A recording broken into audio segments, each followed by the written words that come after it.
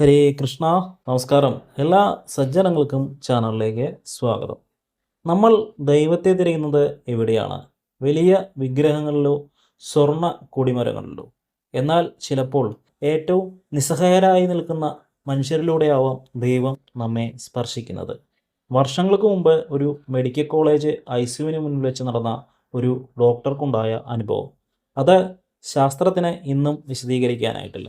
ഇത് വെറുമൊരു യാദൃശികമായിരുന്നോ അതോ സാക്ഷാൽ മഹാദേവൻ്റെ ഇടപെടലായിരുന്നു? പാഞ്ചജന്യം കഥകളിലൂടെ ആ നിഗൂഢ സത്യം ഇന്ന് പുറം ലോകമറിയും. നമസ്കാരം.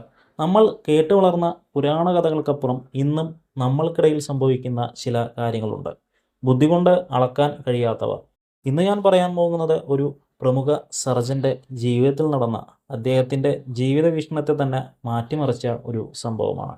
ഇതിൽ അത്ഭുതങ്ങളില്ല, മറിച്ച് കണ്ണു നിറയിക്കുന്ന ഒരു സത്യം മാത്രമാണുള്ളത്. വീഡിയോ അവസാനം വരെ കാണുക, കാരണം ആ വലിയ സത്യം നിങ്ങൾക്കും അനുഭവപ്പെടാം. അന്നൊരു മഴയുള്ള രാത്രിയായിരുന്നു. നഗരത്തിലെ തിരക്കേറിയ ആശുപത്രിയിൽ ഡോക്ടർ അശോക് ഒരു അർദ്ധരാത്രി ഓപ്പറേഷൻ കഴിഞ്ഞ് മടങ്ങുകയായിരുന്നു. തീർത്തും യുക്തിവാദി, ദൈവവിശ്വാസമില്ലാത്ത ഒരാൾ. ആശുപത്രിയുടെ പാർക്കിങ്ങിൽ വെച്ച് കീറിപ്പറഞ്ഞ വസ്ത്രം ധരിച്ച ഒരു വൃദ്ധൻ അദ്ദേഹത്തിൻ്റെ മുന്നിൽ വന്നു. എൻ്റെ മകൻ അവിടെ കിടക്കുകയാണ്, ഒന്ന് നോക്കാമോ എന്ന് ആ വൃദ്ധൻ ചോദിച്ചു.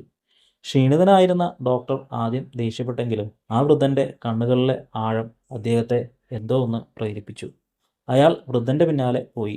പക്ഷേ വൃദ്ധൻ ഡോക്ടറെ കൊണ്ടുപോയത് ആശുപത്രിയിലേക്കല്ല, തൊട്ടടുത്തുള്ള ഒരു തകർന്നു വീഴാറായ ശിവക്ഷേത്രത്തിൻ്റെ തിണ്ണയിലേക്കായിരുന്നു.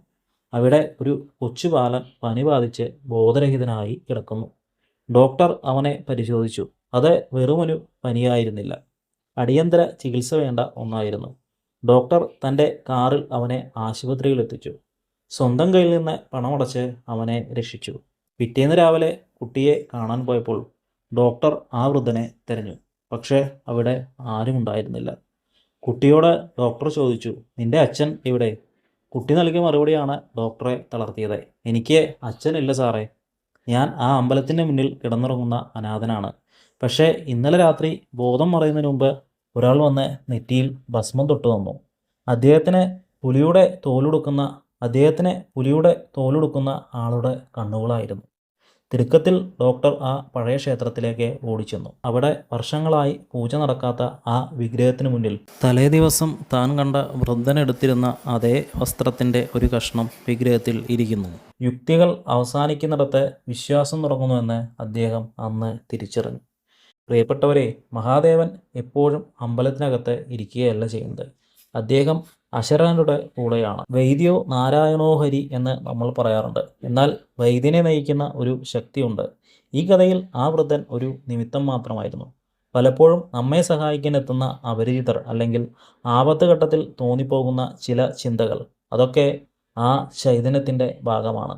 നാം മറ്റൊരാളെ സഹായിക്കുമ്പോൾ യഥാർത്ഥത്തിൽ നാം ഈശ്വരനെ തന്നെയാണ് സേവിക്കുന്നത്.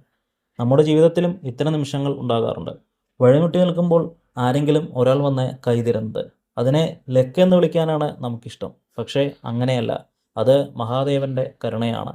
സങ്കടം വരുമ്പോൾ കണ്ണു നിറയുന്നതും സന്തോഷം വരുമ്പോൾ പുഞ്ചിരിക്കുന്നതും ആ ചൈതന്യം ഉള്ളിലുണ്ട് എന്നതിൻ്റെ തെളിവാണ്. മറ്റുള്ളവരോട് കരുണ കാണിക്കുക, അതാണ് ഏറ്റവും വലിയ പൂജ. ഇന്നത്തെ ഈ അനുഭവം നിങ്ങളുടെ ഹൃദയത്തെ സ്പർശിച്ചെങ്കിൽ ആ ചൈതന്യത്തെ സ്മരിച്ചുകൊണ്ട് കമൻറ്റ് ബോക്സിൽ ഓം നമഃ ശിവായ എന്ന് എഴുതിയിട്ടാലും നിങ്ങൾ തനിച്ചല്ല എന്ന ബോധ്യം എപ്പോഴും കൂടെ ഉണ്ടാകട്ടെ. ഇതുപോലുള്ള അറിവുകൾ നിങ്ങൾക്ക് ഇഷ്ടമാണെങ്കിൽ ചാനൽ ഇപ്പോൾ തന്നെ സബ്സ്ക്രൈബ് ചെയ്താലും നിങ്ങളുടെ സുഹൃത്തുക്കൾക്കും ഷെയർ ചെയ്താലും. അപ്പോൾ മറ്റൊരു വീഡിയോയുമായി വീണ്ടും കാണാമെന്ന പ്രതീക്ഷയോടുകൂടി നിർത്തുന്നു. നന്ദി, നമസ്കാരം.